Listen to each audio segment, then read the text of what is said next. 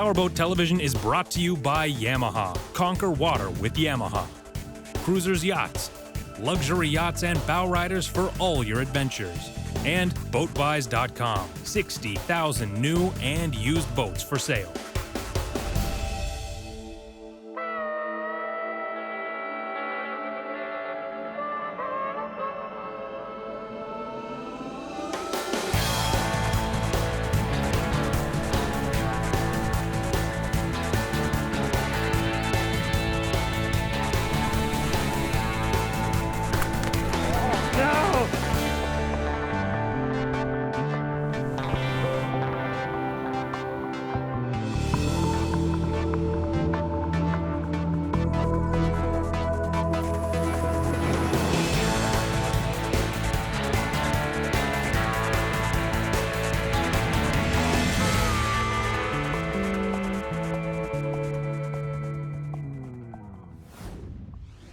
Welcome to Ottawa, Canada's capital city, and one heck of a great boating destination.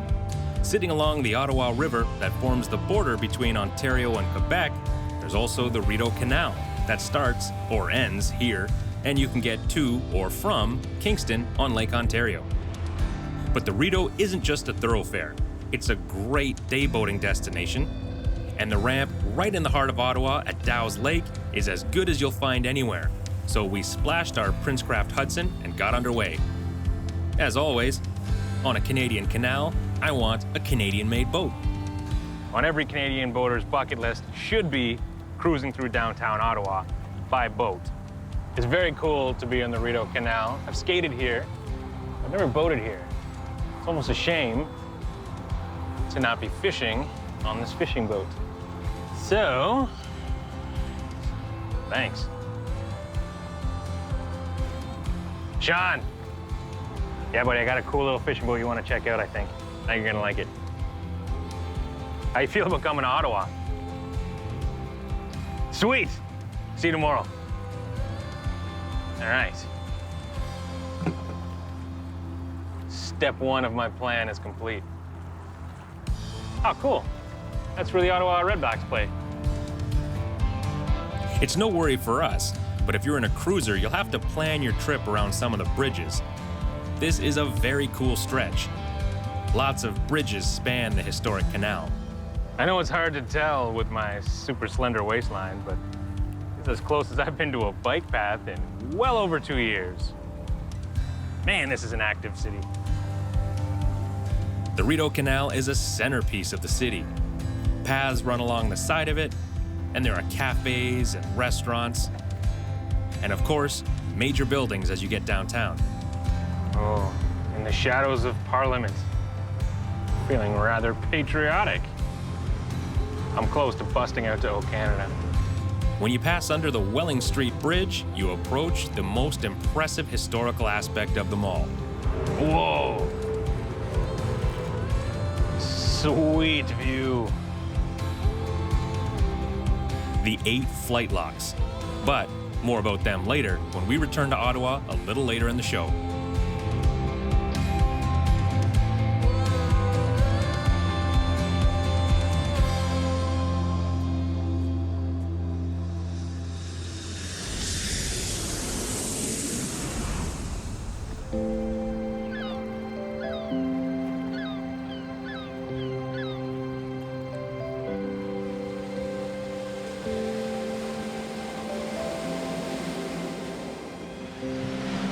This is the all-new 350 Realm from Boston Whaler.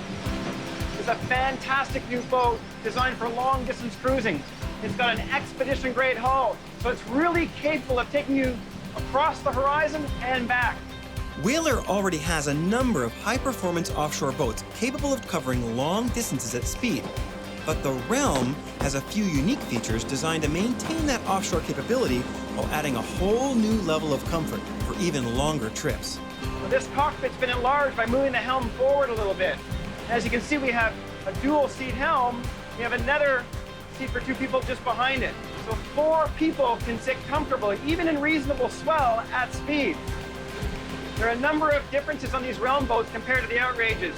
For example, cushions.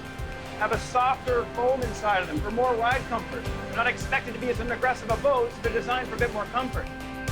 However, at 13,600 pounds dry, the Realm does weigh a fair bit more than her outraged sibling, so don't expect the same swift reflexes. But does she ever feel planted? Regardless of speed, this Realm is one of the most sure-footed boats I've ever driven.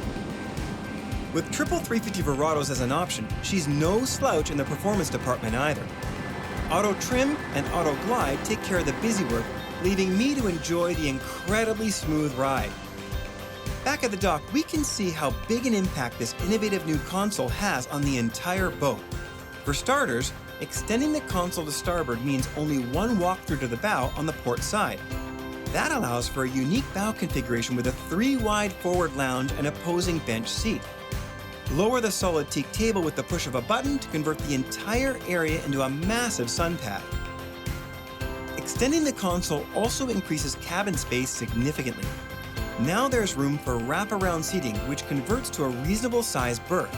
A 28-inch TV is standard, as is the wireless digital vessel control system with Apple TV support. There's even room for an enclosed head with a built-in shower. Impressive space for a 35-foot offshore boat. The helm remains centered and in true whaler fashion is highly functional, with plenty of space for dual flush mount displays and DTS controls. Overhead is a lockable electronics box and more room for additional displays. To starboard is a handy insulated storage box that can double as a cooler. But what's really interesting is you can spin the helm seat around, and now they can face each other. At a table, 4 people can have dinner a la carte, all underneath the hardtop. While the helm seat swivels, the mid-seat has a convertible backrest, and the seat base flips up to reveal a massive 230-quart cooler below that can be refrigerated. The galley to starboard has an electric grill with a pivoting countertop, allowing more room for food prep. 2 additional tables can be placed in front of the stern bench if needed. When not in use, this folding bench neatly stows out of the way while doubling as a secure mount for the heavy-duty dive ladder. Not only is this an expansive cockpit, but the versatility is truly impressive. If you're in the market for a center console that can really travel distances, but you're looking for more space in the cockpit and more creature comforts for staying overnight, the 350 Realm is probably something you really should look at.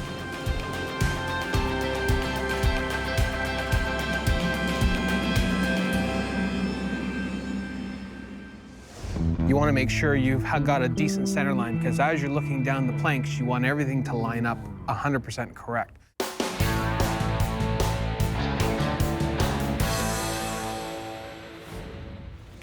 No, it's not arts and crafts day here. This is actually the low-tech first step of a high-tech process to upgrade the look of your swim platform with Marine Mat. Still springs, so lots of shrink wrap, but they're getting more and more popular, right? Absolutely. Why is that? It's just a better material. It stays a lot cooler in the sun compared to other materials. It's new. A lot of the OEMs are starting to use it now, so it's becoming very, very popular. The template ends up here in Oldsmar, Florida, at Marine Mat headquarters, northwest of Tampa. The first step is they use this funky magic box to turn the plastic template into a digital template. You've got a whack of color options to choose from too, but the teak look is the most popular. And then the robots take over. Once a human puts all the info in and sets it up, of course. You can get a snap-in or stick-on option. For a swim platform, stick-on is the only way to go, but this is a cool option for cockpits. And then it's all packaged up and sent back to you. You need the platform clean, so get the dirt off first, and then rub the entire surface down with acetone to make sure there's no grease or sunscreen or anything that'll mess up the seal. So basically, you have to make sure everything lines up, which it looks like a fairly decent fit, so obviously we did a fairly decent job of templating. That'd be my rap name, Fairly Decent, dropping his new LP. And then when you get to a situation like this, you want to make sure you've got a decent center line, because as you're looking down the planks, you want everything to line up 100% correct. Right. So juggle a piece like this where you know it's going to be in front of another piece, and then line that up first, and then you can work your way out from the center line, both port to starboard. Right. So yeah, because we want like this line to match up with there. Continuous. Right. So now what we do is just rip this off and slap her down? Yeah, and then basically once you get the one little section down, you know it's not going to move on you. You can fold it over, peel the rest of the backing off, and then just lay it down.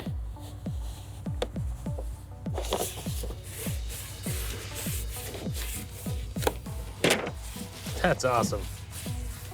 If you don't have a roller, you're doing it yourself, just get on the platform and just start standing on different areas just to make sure you've got enough pressure. Okay. That's kind of cleared out any air bubbles underneath it.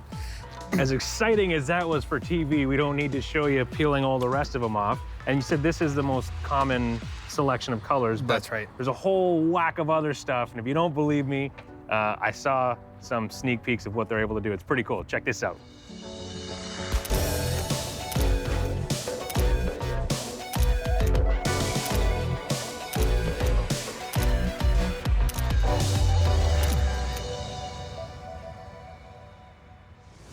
This week's project is we are going to be replacing the impeller in the lower unit of this Mercruiser sterndrive.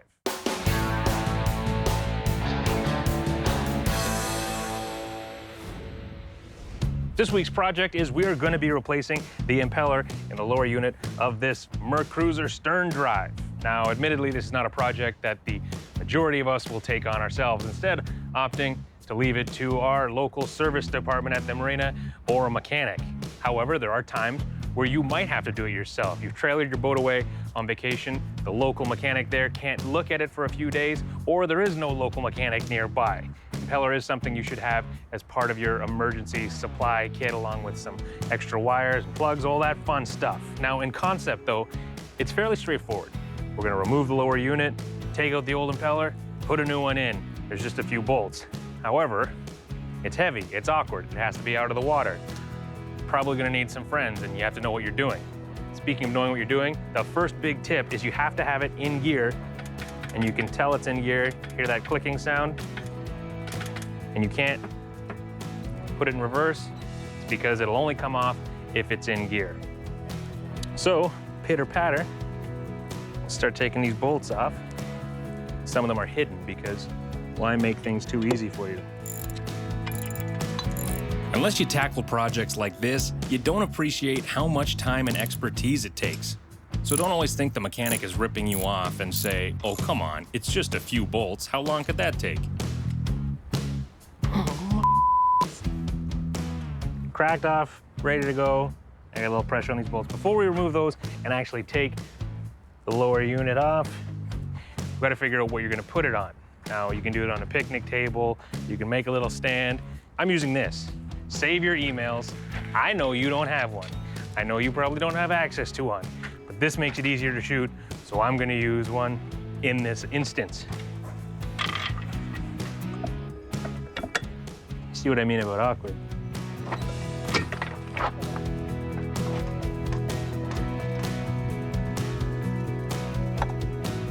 So this whole housing and everything within it is what we're repairing. All comes in the water pump upper repair kit. Obviously, Quicksilver and Mercury parts. In here, we have the impeller itself, flexible rubber little starfish dealie. We have the new housing, all the gaskets, seals, and new plate.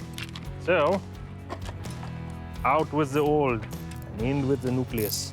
Good rule of thumb that I like to live by. When you're replacing something, do it all one at a time so you know what order it goes back on. So there's our old impeller. Now, do not wait until you have a catastrophic failure with one of these to replace it. You have to do it every couple years. When exactly depends on a lot of factors. How often you boat, namely, where you boat. If you're in shallow water with a silty, sandy bottom, chances are you're gonna be sucking up some particles through here that could beat up your impeller. If you're in deeper water or rocky bottom, that's less of a concern, but every few years, replace it. An ounce of prevention is worth a pound of cure and beats a big service bill. Replacing the new gaskets and plate using sealing compound for a better seal. You have a little tab or key to put back in the gap before sliding the housing back on, lining it up with the slot. Okay, so we got the impeller and the housing all back on, the seal on nice and tight. Before we put it back together, we got to put the coupler on. Before we put the coupler back on, we've got these new seals that came in the kit that we will replace. Then you simply put the lower unit back on. Simply being entirely relative. This part sucks. I now understand why most people let their mechanics deal with this. Again, in theory, it was very straightforward, but as you can see, getting it back on, getting it all lined up was a bit of a pain, and doing it by yourself would be very difficult. Not impossible, but not at all fun. So, we're just about done. Last thing is really boring TV, so we're not gonna show you. We're just gonna get a torque wrench, make sure everything is tightened up, all tickety-boo, but we did her.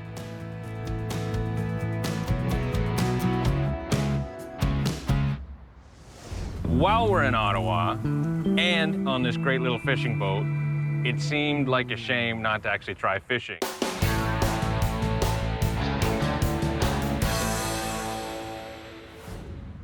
Ottawa is Canada's bilingual capital, so it's fitting that there are two options of boating as well. We've seen the canal, now it's time for the river.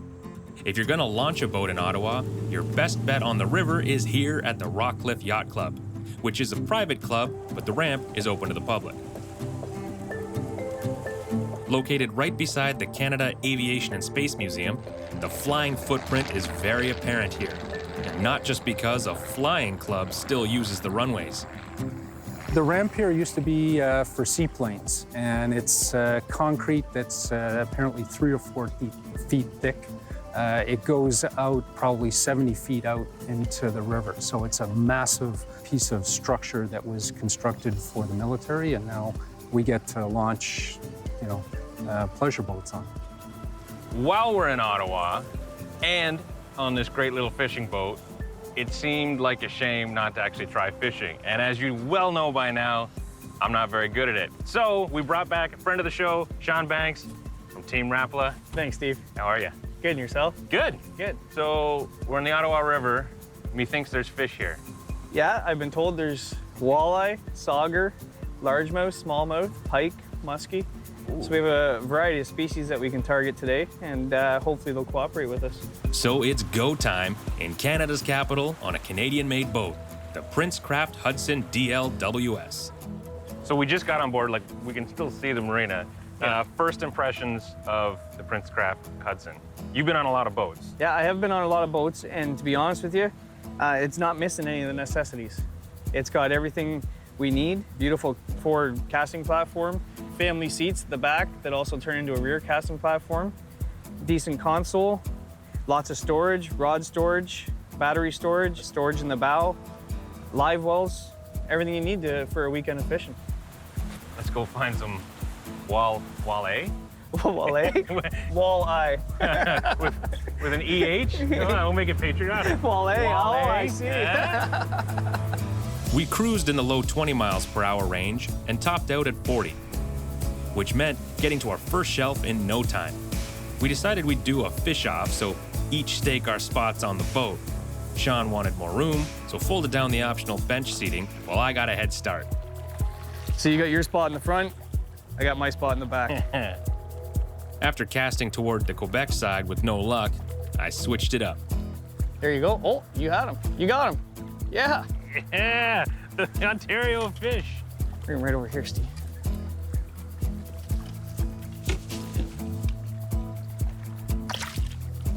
Walleye. Yeah, on the board. On the board. Yes. Nicely done. There you go. That's a beauty. Yeah. Beautiful little guy. Tell your friends. Tell your friends. We need some bigger ones, okay? Yeah, we'll catch a couple bigger ones. We'll throw them in the live well. Yeah. Is the live well back where you are? No, I think it's actually right below your feet there, Steve. Ah. Yeah. That's it there. Yes, sir. Well, let's get some water in that live well. You happy with that rod there? Yeah. This one's good All right. stock. Then I'm gonna get rid of these other ones. That's a lot of storage for a little boat. Yeah, it certainly is. And to be able to put your rods away, even when you're traveling to the cottage, instead of the back of the truck where the dog's stepping on them or your kid's bike's falling on them, you know your rods are safe. The other nice thing too, Steve, I don't know if you noticed on this boat, is it has the track system. It seems to be a trend. Instead of drilling holes in your boat, you can introduce a tool holder, a cup holder. Even downrigger brackets now are designed to fit in there and lean over the side instead of drilling into your boat. Okay, this might be a stupid question, but how do you actually, physically put something in the track? Princecraft introduced this new little system on their track system. All you do is remove the screw and the whole piece comes out. Of course, we kept fishing, and of course, the pro schooled me, even after my hot start to the day. Sweet. Not bad at all. And as much as he'd like to have stayed, Shawn had to hit the road. Just the 4, right? Yeah, that's it, buddy. Beauty. Shawn, thanks. Great day. Oh, my pleasure. Great boat. Banks free and walleye free, it was hammered down and westward towards downtown Ottawa once again. The mix of boats around here is impressive, from houseboats to PWCs and everything in between. So you ever wonder where the name Rideau comes from, and Rideau Canal and Rideau River? That, well, actually, both sides. These are the Rideau Falls, and Rideau is the French word for curtains because, well, it looks like curtains. And right in the middle is Green Island separating these. Behind Green Island, there's a big ugly block. That's Old City Hall. Luckily, you got the natural beauty here. And to bypass these waterfalls is why the Rideau Canal was built. And Hogback Falls, yes, but mainly these ones. And so it's a big reason why Ottawa is even here. A little further upriver, we'll get to some architectural beauty.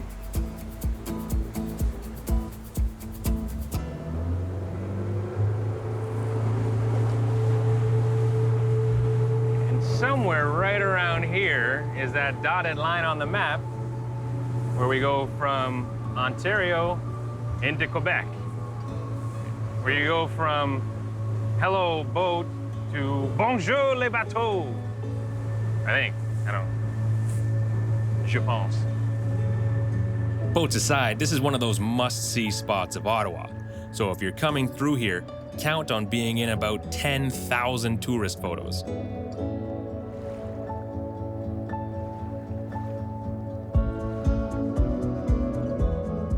What makes the flight locks even cooler is the location. If you're heading down them, to the right, you have the beautiful and historic Hotel Chateau Laurier. And on your left, just behind us, you have the Parliament buildings of Canada. What I think is the most beautiful part is the Library of Parliament, that round building right at the back. You can't see that from the street side. It's a view reserved for us boaters. So on the Ottawa River, you can get all the way down to Montreal, or you can use it as a day boating destination and just check out some of the waterfront restaurants, marinas, go tubing, check out the beaches. Or if you're on a cruiser and you want to head all the way down to Kingston, you can head down the Rideau Canal. Ottawa is a place to boat to or boat through. Speaking of through, we're done our exploration, so it is back to RYC for me.